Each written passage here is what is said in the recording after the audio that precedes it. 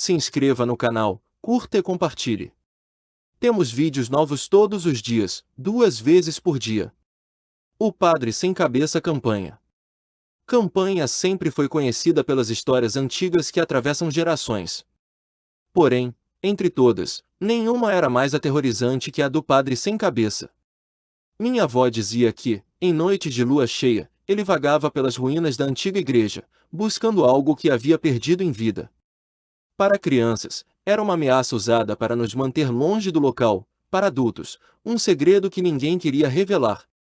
Eu nunca acreditei nessas histórias até aquela noite. Estava visitando a cidade com meu amigo Lucas, e, entre uma conversa e outra, alguém mencionou a lenda. Lucas, sempre cético, riu e desafiou: "Por que não vamos até lá e descobrimos se é verdade?" Tentei dissuadi-lo, mas a ideia já estava plantada. Ele não desistiria.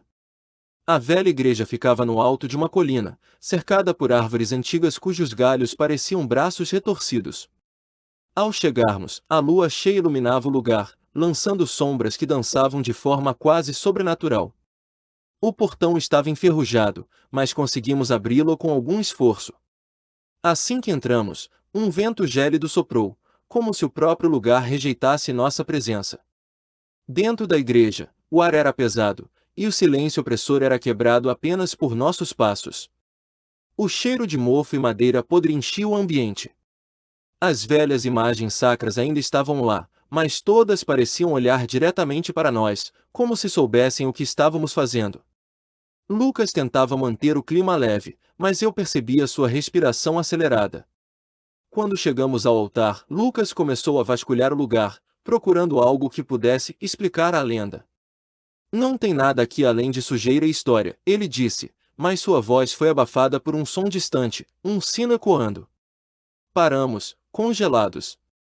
O sino tocou novamente, mais forte desta vez. Olhamos para cima e percebemos que o sino da torre, há muito inutilizado, estava se movendo sozinho. "Isso deve ser o vento", Lucas disse, tentando soar confiante. Mas o vento não faz um sino tão pesado tocar daquela forma. Meu coração disparou, e eu queria sair dali, mas Lucas insistiu em continuar. "É só uma lenda boba", ele disse, pegando a lanterna para iluminar o caminho em direção à torre. Relutante, seguiu. A escada que levava à torre era estreita e rangia a cada passo. Cada vez que olhava para trás, sentia que algo nos observava. O som do sino parou assim que chegamos ao topo. Lucas iluminou o local, mas não havia ninguém ali. Apenas o velho sino balançando suavemente. Foi quando ouvimos passos vindos de baixo, dentro da igreja. Descemos rapidamente, mas o que vimos me fez desejar nunca ter vindo. No corredor central, uma figura alta e escura estava parada. Era o padre. Sua batina estava suja e desgastada, mas o mais aterrador era a ausência de uma cabeça. No lugar dela, uma fumaça negra girava lentamente, e dentro dela, 2 pontos vermelhos brilhavam como olhos flamejantes.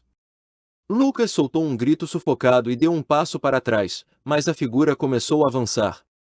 Seu movimento era lento, mas cada passo parecia ressoar dentro de minha cabeça. O murmúrio começou, baixo no início, mas crescendo em intensidade.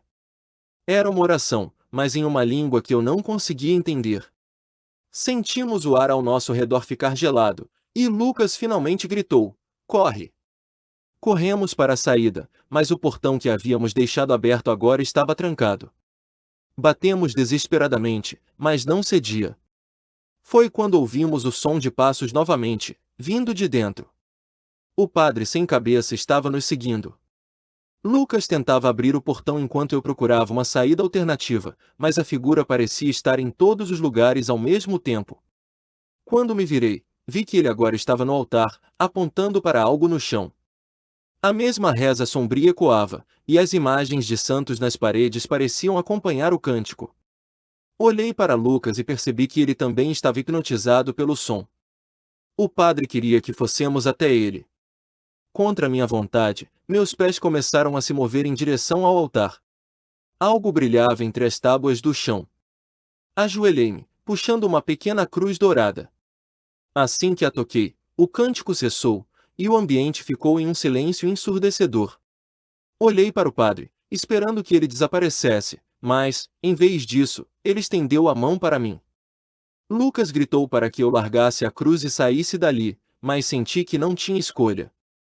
O padre queria a cruz, e, de alguma forma, eu sabia que era a única forma de escapar. Levantei-me lentamente e estendi a mão com a cruz. Assim que a cruz tocou a mão fantasmagórica do padre, um grito horrendo ecoou pela igreja, e o chão começou a tremer. A figura desapareceu, transformando-se em uma névoa escura que foi absorvida pela cruz. Tudo ficou em silêncio novamente, mas senti um peso estranho no ar, como se algo ainda não estivesse terminado. Lucas me puxou, e conseguimos abrir o portão. Corremos para fora da igreja e descemos a colina sem olhar para trás. Quando finalmente paramos, estávamos ofegantes e em choque. Mostrei a cruz a Lucas, que disse que devíamos jogá-la fora, mas eu não consegui. Algo em mim sentia que ela era importante. Naquela noite, sonhei com o padre. Ele estava parado no altar, segurando a cruz, mas desta vez sua cabeça estava de volta. Ele não parecia ameaçador, mas sim, grato. No entanto, ao fundo, uma voz sussurrava: ainda não acabou. Desde então, evito passar perto daquela igreja. Lucas se mudou da cidade, e nunca mais falamos sobre o que aconteceu. Guardei a cruz em uma gaveta, mas às vezes a sinto pulsar, como se estivesse viva. A lenda do padre sem cabeça ainda assombra a campanha, mas agora sei a verdade. Ele não procura apenas descanso, ele espera algo muito maior.